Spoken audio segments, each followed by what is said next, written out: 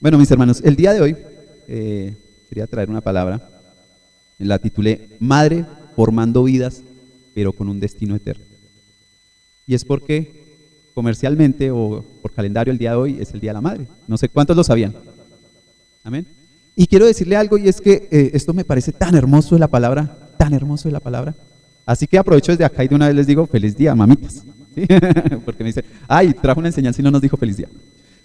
¿Qué es lo bonito de la palabra, mis hermanos? Y quiero que esto le quede a usted en su corazón, a todos nosotros, así no sean madres. Y es lo siguiente, la palabra de Dios es una palabra actual, viva. Cuando decimos viva, es que la palabra es actual todo el tiempo. No es que fue para el tiempo pasado, no fue que fue para el primer siglo, no, no. Es viva y para el día de hoy aplica. Y para todas las cosas que pasan a nuestro alrededor, y como el día de hoy, digamos, el Día de la Madre, hay una enseñanza del Señor para las mamitas y para nosotros también, así no seamos mamitas, ¿sí? ¿Y por qué tomé Proverbios 22:6? Porque nosotros notamos muchas cosas, y es que hay algo importante que también encontramos en Proverbios, y es que Proverbios dice, la mujer sabia edifica su casa. Si nosotros entendemos que la palabra de Dios es una palabra actual y que no es una palabra machista, porque en realidad, aunque dice que la cabeza del hogar es el hombre, quien edifica el hogar realmente es la mujer. La mujer es la persona que mantiene el hogar unido.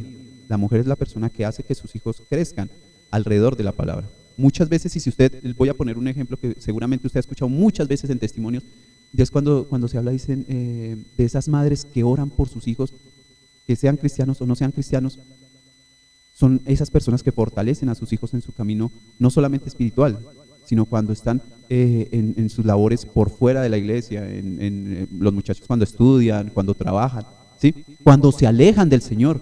Son las mujeres las que más oran. ¿Por qué? Porque el Señor ha puesto en cada uno de nosotros unos caracteres diferentes. Y el carácter del hombre es diferente al de la mujer. Hay que entender y tener eso claro. En un hogar, cuando hay un hombre presente en un hogar crece con un hombre presente. El hombre, el Señor nos facultó de cosas que genéticamente ayudan a que el hombre pueda ser esa autoridad en la casa. No es lo mismo cuando el niño se está portando mal y la mamá llega y le dice, quédese quieto, a cuando el hombre le dice, se está ya quieto. ¿Por qué? Porque por biología el hombre tiene un tono de autoridad en su voz, que es diferente al de la mujer. Pero el carácter de la mujer es un carácter de amor y emocional, sentimental, que brinda amor, ¿sí? Mucho más que el de los hombres. El Señor nos ha puesto para que seamos un complemento. Y la mujer tiene ese acercamiento hacia los hijos que es diferente al de los hombres, ¿sí? Pero seguramente eso usted ya lo sabía, ya lo ha analizado muchas veces. Quiero que me acompañen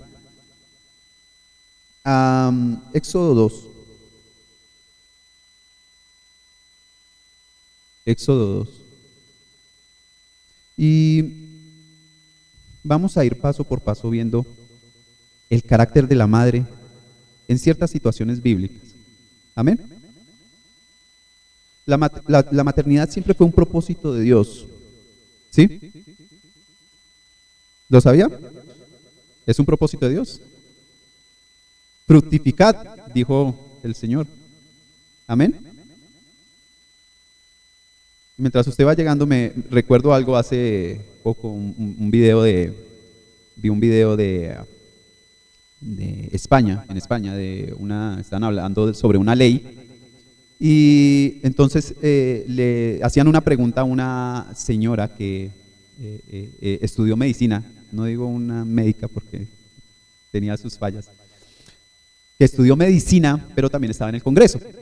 Entonces le hicieron una pregunta a ella y le dijeron, ¿el hombre puede tener hijos? Y ella llegaba y decía, yo no le puedo dar esa respuesta. Sí, pero usted estudió medicina. ¿Un hombre puede tener hijos? ¿Un hombre puede tener hijos, mis hermanos? Y ella decía, no puedo responder esa pregunta. Porque es que yo ya no puedo responder que es un hombre.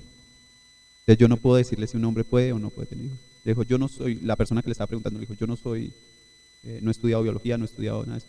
Pero quiero decirle algo, y es que biológicamente un hombre no puede tener hijos. Se ha ido desfigurando la figura de la mujer y de la madre por culpa de todas las cosas que pasan alrededor del mundo. Atacar a la familia es atacar a la sociedad. Atacar a la familia es atacar a la iglesia.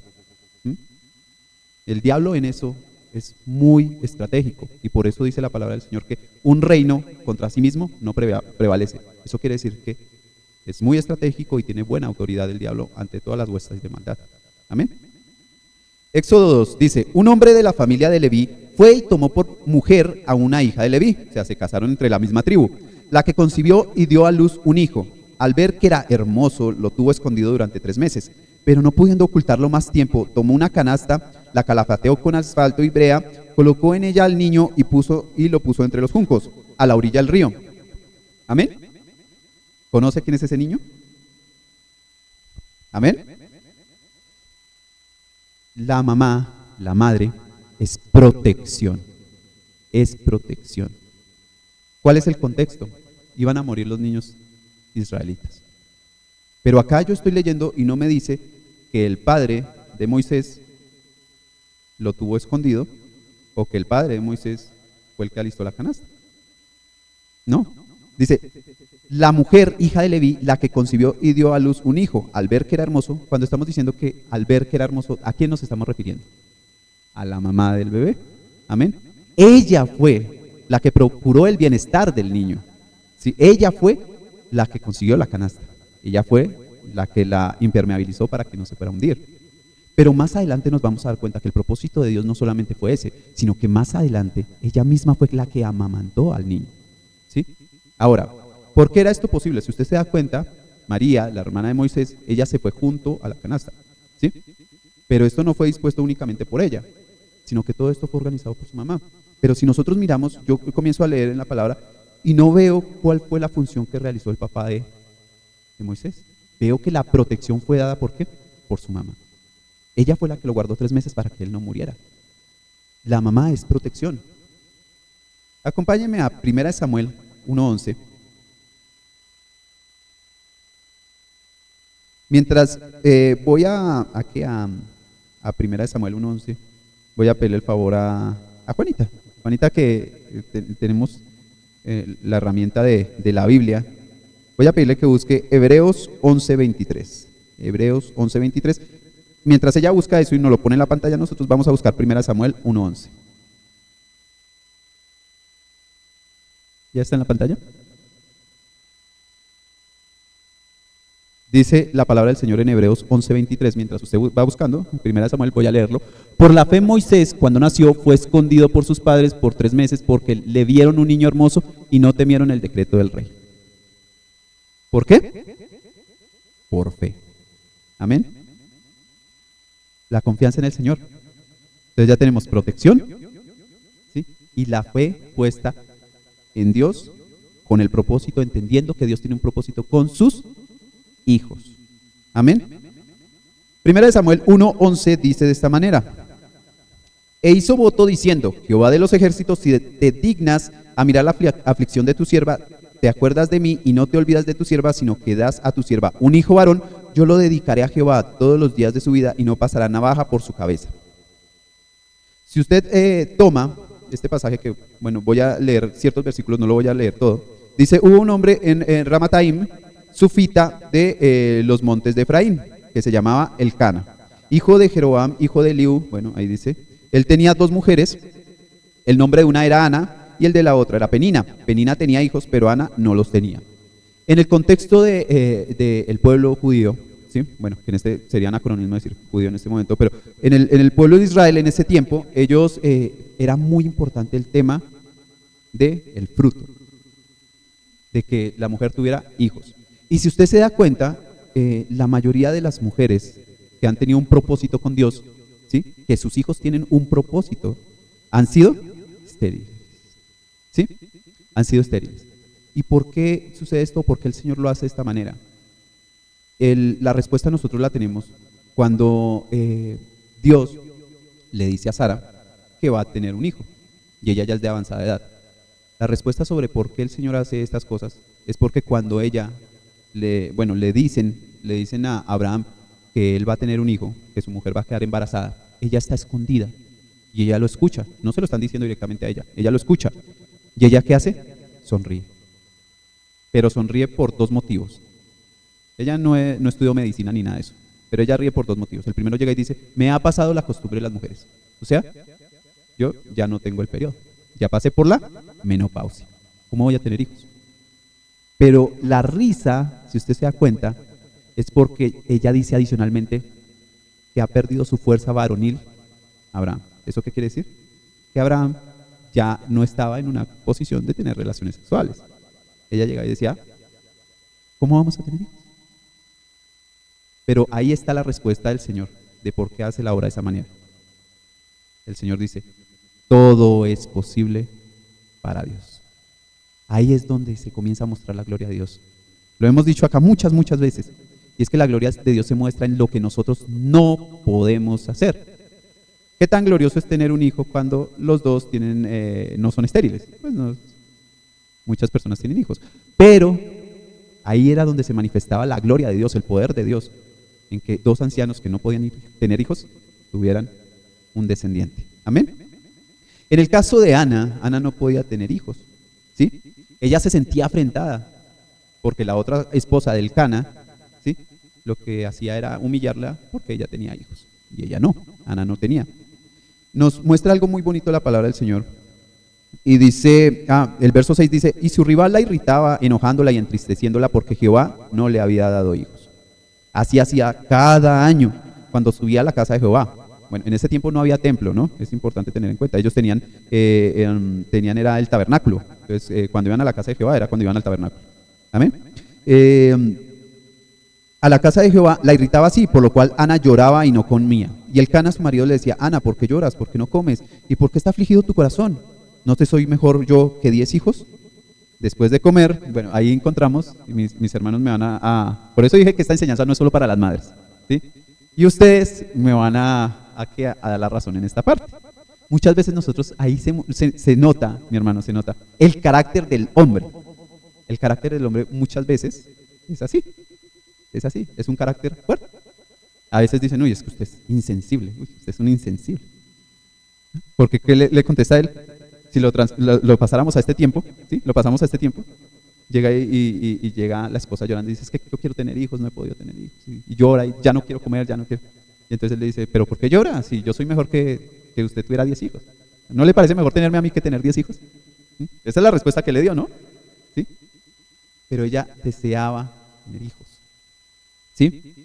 Dice, después de comer y beber en Silo, Silo es el lugar o la ciudad donde en ese tiempo estaba ubicado el tabernáculo, Ana se levantó y mientras el sacerdote Elí estaba sentado en la silla junto a un pilar del templo de Jehová, ella con amargura de alma oró a Jehová y lloró desconsoladamente e hizo un voto diciendo, Jehová de los ejércitos, si te dignas a mirar la aflicción de tu sierva, te acuerdas de mí y no te olvidas de tu sierva, sino que das a tu sierva un hijo varón, yo lo dedicaré a Jehová todos los días de su vida y no pasará navaja por su cabeza. Ahí hay dos cosas importantes. Por eso les dije que les estoy dando el contexto para que usted no le pase desapercibido nada de eso. Primero, ¿estaban en dónde? En Silo. En Silo estaba ubicado el tabernáculo. Si nos ubicamos en el contexto, Samuel es después de Jueces. Venimos de los Jueces. ¿Jueces viene después de qué? De Josué.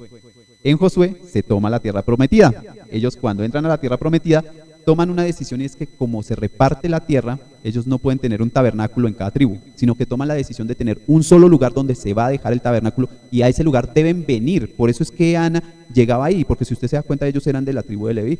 Ellos eran de la tribu de Efraín. Y si usted se ubica en el mapa, ¿dónde quedaba la tribu de Efraín? Estaba lejos, ¿sí? Pero ellos llegaron ahí, al tabernáculo. ¿Sí? Esa es una de las cosas importantes. Y la otra es que ella dice esto.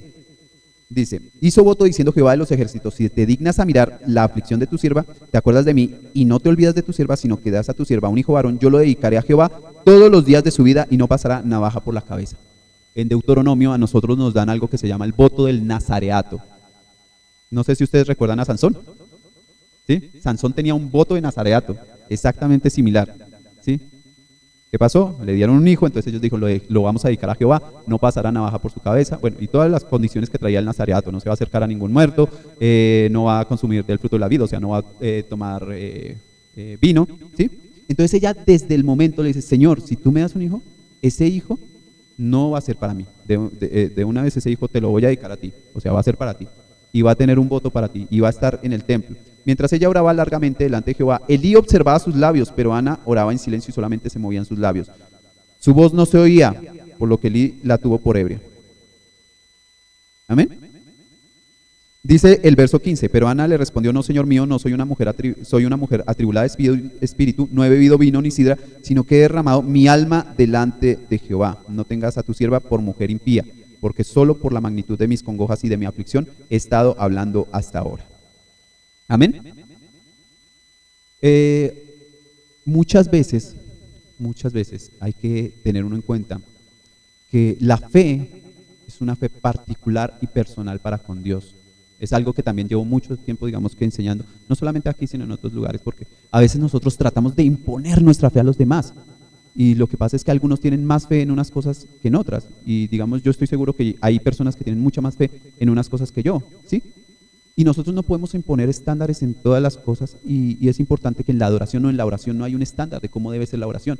Muchas veces llegan y dicen, es que usted debe orar fuerte, voz alta, o usted debe orar de esta manera. No, ¿qué nos enseña, digamos, Ana? Ana no levanta su voz, Ana únicamente mueve sus labios. ¿Por qué? Porque su oración no es una oración de labios, es una oración de aflicción del corazón. Ella llora, derrama, ella dice, yo estoy derramando mi corazón ante Dios. ¿Sí? Y usted, que ha leído de pronto o conoce este pasaje, ¿el Señor escuchó esa oración? Amén.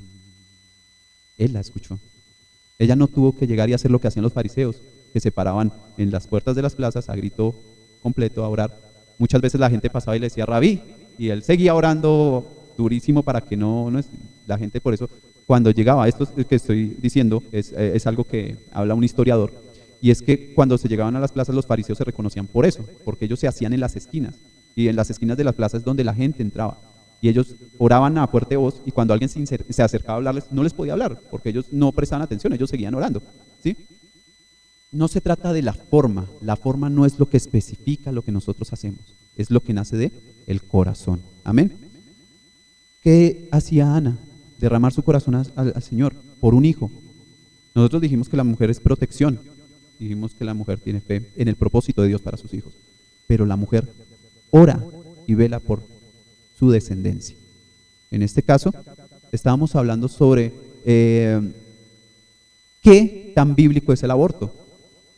¿Recuerdan que hablamos? ¿Qué tan bíblico es el aborto? ¿El cristiano estaría a favor del aborto? En ninguna manera. Pero si usted se da cuenta, inclusive Ana oraba en petición por Samuel, y ella no estaba embarazada todavía, ella ya estaba pidiendo por Samuel. Amén.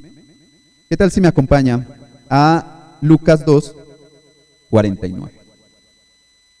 Entonces, las madres protegen, tienen fe en el propósito con sus hijos y piden por ellos. Amén. Lucas 2, 49. Siempre que tomemos una enseñanza es súper importante, mi hermano, le doy toda la autoridad para que cuando, lo digo por mí, o sea, únicamente por mí, para que cuando yo dé una enseñanza, que usted se dé cuenta, diga, hermano, usted me está dando una enseñanza, pero usted no me la está confrontando con el Nuevo Testamento, solo me está hablando del Antiguo Testamento y nosotros ahora vivimos por la gracia. Entonces, no, siempre toda enseñanza la vamos a confrontar. Entonces, yo digo, por mi parte están autorizados. Hermano, pero bueno, ¿y la posición del Nuevo Testamento? Sí, autorizados, me pueden llamar la atención, ¿vale? Entonces dice, segunda de Lucas 2, 49. Lucas 2, 49. ¿Listo? Lo voy a leer desde el 41, mi hermano. ¿Listo? Iban sus padres todos los años a Jerusalén en la fiesta de la Pascua, Pesá. Cuando tuvo 12 años, subieron a Jerusalén conforme a la costumbre de la fiesta. ¿Sí?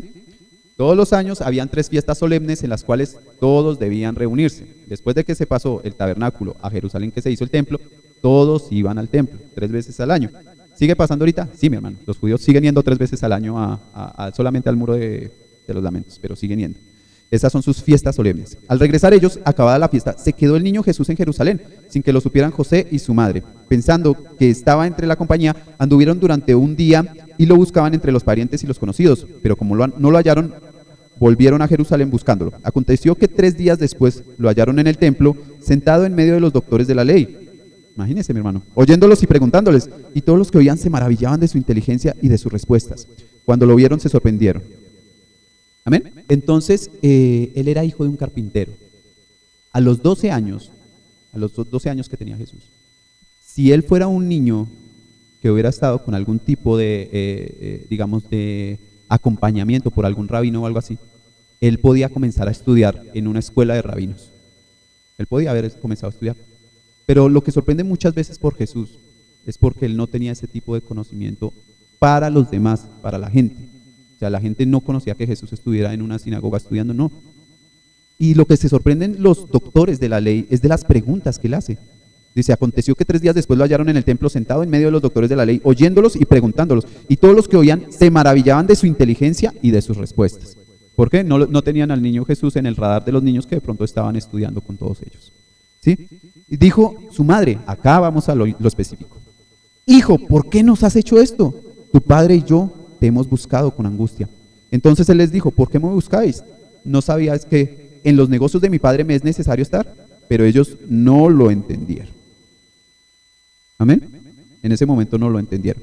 Pero, esto es muy importante, verso 51, la parte B dice, su madre guardaba todas esas cosas en su corazón. Amén. ¿Sí? María no entendió lo que le decía Jesús. Si usted lee el Evangelio de Lucas, tiene múltiples referencias cuando dice que María guardaba esas cosas en su corazón. Cuando le habló el ángel, María guardaba esas cosas en su corazón. ¿Sí? María reconocía algo importante. Y ya habíamos hablado ¿de qué, mis hermanos? Protección, fe en el propósito, petición a Dios, ¿sí? Y vamos a hablar de algo y es conocer el propósito de Dios. Amén. María conocía que Jesús tenía un propósito. Y por eso Jesús le dice de esta manera, ¿no sabes que en los negocios de mi padre me es necesario estar? Los propósitos de Dios están por encima del vínculo materno. Por encima del vínculo materno. Y van a haber momentos en que va a confrontar ese vínculo materno con el propósito de Dios. Y yo he escuchado de madres que llegan y le dicen, el Señor impone de pronto manos sobre un hijo, una hija, y los manda a la hora, lejos. Y la madre muchas veces sufre, le duele. Mi hijo, pero ¿y cómo se va a mantener? ¿Cómo se va a cuidar? Mire, acá en la casita tiene poquito harto, pero tiene, ¿qué se va a ir por allá? Una madre conforme al corazón de Dios es una que reconoce que el propósito de Dios con sus hijos está por encima de su vínculo de amor. Te podemos apoyar hasta donde nosotros podamos, pero lo que te podemos apoyar nosotros, eso es lo que te vamos a apoyar con nuestras fuerzas.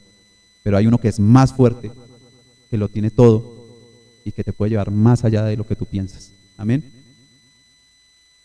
Vamos a ir ahora a Mateo 15:22.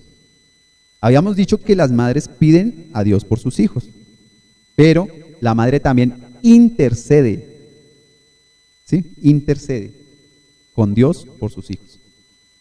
Y si usted dice que es igual, no, mi hermano, no es igual. Una cosa es pedir y otra cosa es interceder. Acá en esta parte quiero decir algo importante, y es que a pesar de todas las cosas que nosotros tradicionalmente entendemos, esta parte o este verso que voy a tomar, bueno, tomémoslo y ahí sí continuamos, porque me termino adelantando. Mateo 15:22, pero lo voy a tomar desde el 21. Dice, saliendo Jesús de allí, se fue a la región de Tiro, de Sidón. Entonces una mujer cananea, ahí nos está especificando que la mujer no es judía, que había salido de aquella región, comenzó a gritar y a decirle, Señor, hijo de David. ¿Recuerda que nosotros hablamos de qué significa hijo de David? ¿Lo recuerda? Lo habíamos dicho, hijo de David, o sea, le está diciendo Mesías. Amén. Entonces le dice, Señor, hijo de David, ten misericordia de mí, mi hija es gravemente atormentada por un demonio. O sea, desde el inicio se le está acercando y no le está diciendo simplemente Señor, ni le está diciendo simplemente Maestro, se le está diciendo, tú eres el Mesías y yo sé que tú puedes hacerlo todo. En esa sola frasecita le está diciendo eso. Pero Jesús no le respondió palabra. Entonces acercándose sus discípulos le rogaron diciendo, despídela, pues viene gritando detrás de nosotros. Él le respondió y dijo, no soy enviado sino a las ovejas perdidas de la casa de Jerusalén. Entonces ella vino y se postró ante él diciendo, Señor, socórreme. Respondiendo él dijo, no está bien tomar el pan de los hijos y echarlo a los perros. Bueno, esta frase también no crea que era duro el Señor Jesús. O sea, no piense que el Señor Jesús le dijo que parecía un perro. No. Ubiquémonos que ella venía de Tiro, ¿sí? Era cananea. Y él por eso está diciendo, es una frase que para esos tiempos le está diciendo simplemente, usted no es judía. Y ellos, en ese tiempo había una supremacía judía. Ellos decían que ellos eran más santos o más cercanos a Dios que los demás. Amén. Y dice, no está bien tomar el pan de los hijos y echarlo a los perros. Entonces, mire la sabiduría de ella. Dijo, sí, Señor, pero aún los perros comen de las migajas que caen de la mesa de sus amos. Entonces, respondiendo Jesús, dijo, mujer, cuán grande fe, hágase contigo como quieres. Y su hija fue sanada en ese mismo momento. La hija no estaba ahí con ella, pero fue sanada en ese mismo momento. Amén. La mujer intercede al Señor por su hija. No importan las trabas que hayan. Si usted sabe que hay una posibilidad de que haya un bienestar para su hijo, o sea, está ahí cercano ese bienestar, ¿usted no haría lo posible por alcanzarlo? Si estuviera en la posición de esta mujer que sabe que tiene un demonio, no la puede llevar a un doctor, porque un doctor, ¿cómo le va a retirar el demonio? Sabe que la única persona que la puede salvar está ahí. Así los discípulos le digan que no, ella continuaba. Y así el Señor le diga que no, ella continuaba. Porque ella tenía fe en lo que Él podía hacer. ¿Sí? ¿Por qué es intercesión? Porque no es la hija la que le está pidiendo al Señor que saque el demonio, es su madre, es su mamá la que está pidiendo a Él. Le está pidiendo que la libere. Y esto quiero que lo confrontemos con Mateo 20-21. O sea, no se olvide esta idea que acabamos de tomar. Amén. Estamos hablando de intercesión. Mateo 20, y vamos a leer 2 versos 20 y 21. Encontramos a los 2 hijos de Zebedeo, los hijos del trueno. Dice, entonces se acercó la madre de los hijos de Zebedeo, postrándose ante ¿quién? Ante el Señor, ¿sí? Y le dijo, ¿qué quieres? O sea, a él se le hizo extraño. Ella llega ante mí y de una vez se postra. Y le dijo, ordena que en tu reino estos 2 hijos míos se sienten, uno a la derecha y el otro. ¿Qué madre no quiere lo mejor para sus hijos? ¿Qué madre no quiere lo mejor para sus hijos? Pero ella se acerca a quien puede hacerlo. Ella se acerca a quien puede hacerlo. Y le dice, Señor, permite que mis hijos, uno se siente a tu derecha y el otro se siente a tu izquierda. Si ella no supiera quién es el Señor, no le estaría pidiendo eso. Ella está hablando del reino. Ella ya está hablando. Es importantísimo esto porque si usted se ubica, ella no le está pidiendo cosas para este mundo. Ella no le está pidiendo bienes para sus hijos. Ella le está pidiendo algo para el reino. Entiende que hay una eternidad. Entiende que Jesús le puede dar esa eternidad. Y le pide que sus hijos estén uno a su derecha y el otro a su izquierda. Entonces Jesús respondió y dijo, no sabe lo que estás pidiendo, o sea, no sabes lo que estás pidiendo. ¿Podéis beber el vaso que yo he de beber y ser bautizados con el mismo bautizo que yo soy bautizado? Ellos respondieron, podemos. Pero esto es una pregunta retórica porque el Señor ya sabía lo siguiente. Y Él le dijo, a la verdad de mi vaso vas a beber y con el bautismo que yo he bautizado seréis bautizados. Y esto es cierto. Los 2 murieron a causa de... uno de ellos murió a causa del Señor y el otro fue exiliado. El primer mártir después de Esteban siendo apóstol, o sea, el primer apóstol que murió fue él, Jacobo, Santiago. Y Juan fue exiliado a Patmos. Sí bebieron el mismo vaso que bebió el Señor, el vaso del sufrimiento. Y fueron bautizados con el mismo bautizo, ellos estuvieron en el Pentecostés. Amén. Pero el sentarlos a mi derecha y a mi izquierda no es mío darlo, sino para aquellos para quienes está preparado por mi Padre. Esto quiere decir, ya ese puesto está preparado. Amén. Pero ¿qué está pidiendo? Si usted se da cuenta, la primera mujer está pidiendo por sanidad espiritual. Es sanidad espiritual. Y la segunda está pidiendo por el reino. Amén. Ahora, nosotros no podemos interceder, o una madre no puede interceder por salvación para su hijo. O sea, esto es súper importante. Porque entonces terminaríamos volviéndonos como los católicos. Ellos tienen una madre que intercede por ellos, ¿sí sabían? La oración dice, Madre de Dios, ruega por nosotros los pecadores. ¿Sí? ¿Sí la has escuchado? ¿Sí? Entonces, nosotros tenemos que entender algo, y es que una cosa es intercesión por propósito de Dios, y otra cosa es intercesión para salvación. Entonces, yo una vez ponía un ejemplo en una enseñanza, y se los quiero poner el día de hoy nuevamente, para que usted, de una manera, de una ilustración, una parábola, usted pueda entender esta parte. Cuando una madre ora, porque hay muchas madres que oran por sus hijos, para que sus hijos vuelvan a los caminos del Señor. Las que tienen sus hijos y sus hijos son cristianos, oran para que no se vayan a apartar. Muchas veces, Señor, que no se vayan a apartar, Señor, guárdalos, Señor. A nosotros nos han dado muchos testimonios de que las mamitas que cuando los niños se duermen o los muchachos se duermen, van esperando que ellos ya estén dormidos y oran por ellos, ¿sí? Para que ellos no sepan que están orando por ellos. O simplemente se encierran en su cuarto y oran por ellos. Pero hay que tener en cuenta algo, y es que la salvación es personal. La persona quien recibe al Señor Jesús en su corazón. Teniendo en cuenta esto, no le estoy diciendo, y aclaro, así, porque a veces me toca hacer un letrero grande, aclaro, no estoy diciendo que no oremos por nuestros hijos. Cuando una madre hace una oración por su hijo, lo que está haciendo muchas veces es crear algo como lo que nosotros vemos en la carretera, que son señales de tránsito. El Señor apareja las ocasiones y las oportunidades para que sus hijos puedan escuchar y recibir de Dios. Pero el Señor es un caballero, Él no le va a obligar a una persona a recibir de Dios. Eso se llama justicia. Cuando una persona no quiere estar con Dios, no quiere aceptar de Dios, llevarlo al reino de los cielos no es justo, es un castigo. Porque es que la persona no quiere estar con Dios. ¿Y quién va a estar en el cielo? Dios. Entonces, la justicia de Dios está en que la persona elija. Dice, yo no quiero saber nada de Dios, yo no quiero estar con Dios. ¿Qué hace una persona así en el cielo? La palabra del Señor nos dice que inclusive en el infierno, dice que allá habrá el lloro y el crujir de dientes. ¿Y por qué no lo dice de esta manera? Porque debemos separarlo en dos formas. El lloro, que es la persona que se lamenta porque dice, mi mamá tanto creó por mí, tanto que pidió por mí para que yo recibiera al Señor y no lo recibí. Es la persona que llora. Pero el crujir de dientes, cuando una persona llora, ¿cruje los dientes? El crujir de dientes es hacer así. ¿Sabe quién cruje los dientes? Quien está enfadado. Ese es el que cruje los dientes. En el infierno van a haber personas que aún en el infierno van a seguir yendo en contra de Dios. Nosotros deseamos la intimidad con Dios, deseamos el ambiente en el Espíritu de Dios, deseamos la comunión con el Espíritu Santo. ¿A qué vamos a ir al cielo? A estar en comunión con nuestro Dios. Pero si nosotros en este mundo no queremos recibirlo, eso es justicia. Y a veces nos confronta. Pero por más que una persona pida y pida y pida y pida y pida a Dios por un familiar, por un ser querido, Dios no va a quebrantar la voluntad de la persona. Él crea oportunidades para que la persona se convierta, para que reciba. Inclusive muchos, dice la palabra del Señor, muchos hospedaron ángeles sin saberlo. Llega la palabra a las personas, el Señor envía para que el mensaje llegue a la persona, pero no puede obligar a la persona que reciba. No lo puede hacer.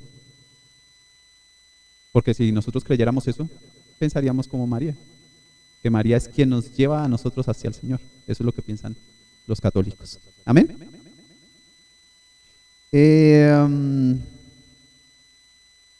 Las madres sufren dolor. Juan 19:25. Si usted se da cuenta, lo que estamos tratando es de llevar una coherencia en la enseñanza. Y si acabamos de hablar sobre la mujer y la madre que intercede por sus hijos, tenemos que hablar también de lo que sufre la madre también. Y dice Juan 19:25.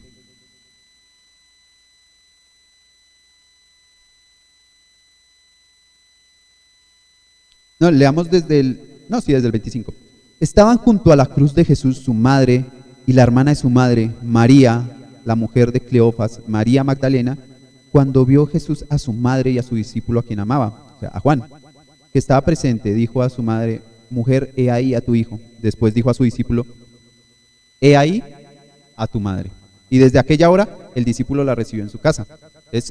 A mí me parece, esta parte de este versículo me parece súper lindo.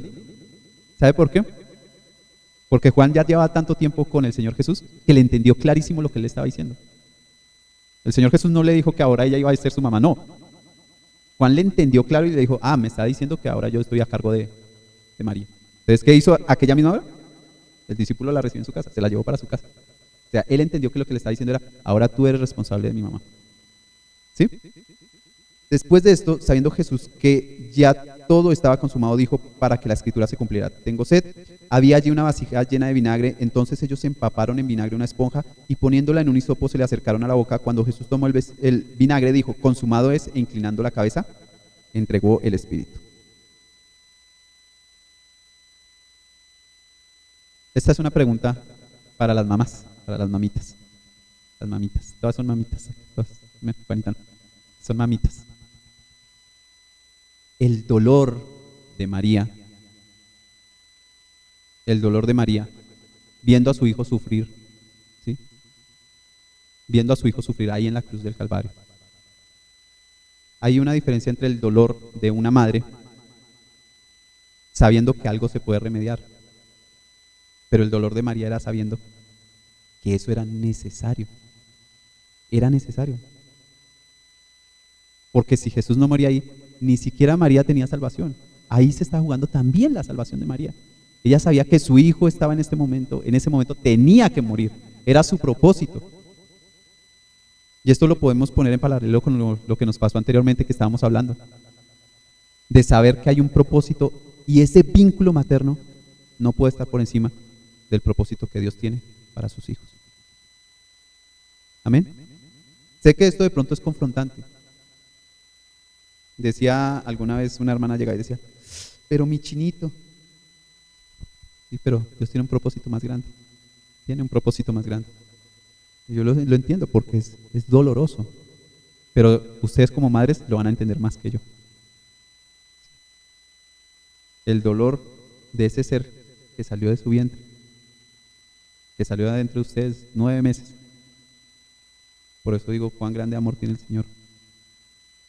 Porque si lo comparamos con el amor de una madre, y sabemos que el amor de Él es mucho más inmenso.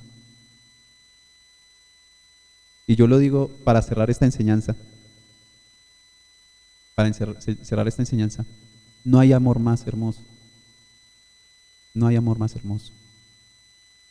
Y para cerrar la enseñanza hablo de mi testimonio. Porque mi madre fue una mujer que todas las noches, desde que yo tengo memoria, todas las noches, cuando nos íbamos a dormir, ella llegaba y decía, es hora de dormir. Y ella llegaba y apagaba el televisor. Decía, ¿qué salmo nos toca hoy? Y yo llegaba y me acostaba en la cama. Y ella llegaba y se sentaba, leía el salmo. Hacíamos una oración y nos dormíamos. Había ocasiones en que ella llegaba, tomaba la Biblia, leía un salmo. Y yo decía, pero todos los días. Pero ella sabía qué estaba haciendo. Instruye al niño en su camino y aun cuando fuere viejo no se apartará de él. Coherencia en la enseñanza. Iniciamos con esto y terminamos con esto. Y mi mamá era una persona que ya ponía la obra del Señor por encima de muchas cosas que ella deseaba. Y el día de hoy la alabo, digamos que sé que no va a ver el video de ella, la alabo porque ella es una persona que yo la he visto caminar para irse para un culto al rayo del sol.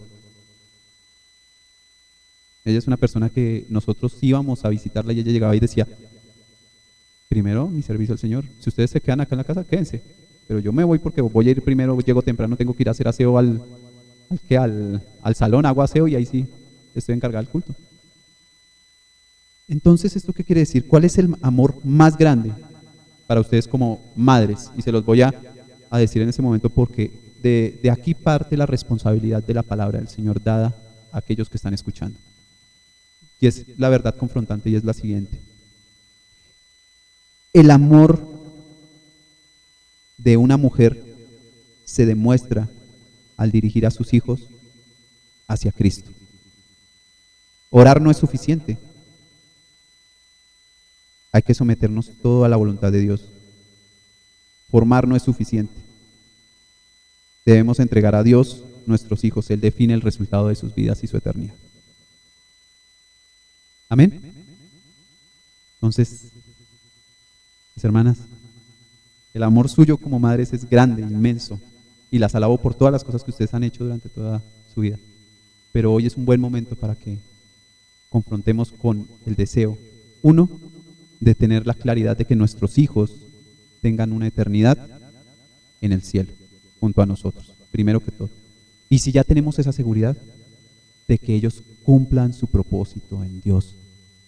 Porque a veces es muy doloroso que nosotros nos dediquemos a nuestras propias metas, nuestros propios propósitos, sin escuchar la voz de Dios. Y cuando Dios nos llama y nos dice, es que yo no te llamé para eso, yo te llamé para algo diferente. Y nos volteamos a mirar y decimos, pero ¿cuántos años pasaron ya? No es lo mismo tomar el propósito de Dios en este momento que tomarlo hace 10, 15 o 20 años. Y la iglesia cristiana en la actualidad está llena de casos como esos. Dios te llama, voy a poner este ejemplo para finalizar, Dios te llama para ser un pastor de jóvenes, un líder de jóvenes. Y cuando tienes 56, 58, 61 años, dices, ahora sí voy a estar con el Señor. Sí, pero es que tu propósito era pastor de jóvenes. ¿Vas a ser pastor de jóvenes a los 61 años? Y el Señor echa mano de lo que Él tiene. Él no nos espera. Él dice, Él usa vasos útiles y dispuestos. ¿Tú no lo quieres hacer? Hay otra persona que lo va a querer hacer. Entonces, pónganse de pie, hermanos. Poner en manos del Señor a nuestros hijos. Por eso dije que no es solamente para las mamitas, ¿no? Para las mamitas es más confrontante. Pero para nosotros como hombres también es poner a nuestros hijos en manos del Señor. Si ya sabemos que ellos son salvos, tienen salvación, que su vista está en la vida eterna, poner a nuestros hijos en el propósito de Él. ¿Qué era lo que le decía todo el tiempo Pablo a Timoteo? Y esto es algo que yo he hablado mucho con mi esposo, porque el Señor me lo mostró, me tuvo que abrir los ojos con la palabra. ¿Qué es lo que le decía Pablo todo el tiempo a Timoteo? Camina en el propósito que Dios tiene para tu vida. Le decía cada rato, mira Timoteo, nosotros te impusimos manos, te dieron una profecía, tú ya sabes qué es lo que tienes que hacer. Camina en el propósito que Dios ha dado para tu vida. Y lo dice varias veces. Le dice, no olvide, a usted le dieron una profecía para que usted hiciera esto. No se le olvide. Porque esa profecía fue puesta en ti. Camina en eso, camina en eso. El Señor te llamó a un propósito. Prepárate para ese propósito. Anda ese camino a ese propósito. ¿Sí? Que nosotros entendamos que si el Señor ha puesto un propósito en la vida de nuestros hijos, ayudemos a que ese camino se forme para que ellos lleguen a cumplir ese propósito. Para Timoteo yo creo que era duro porque él de pronto tenía también sus metas y sus propósitos. Pero el Señor le decía, no se le olvide que te fue dada una profecía.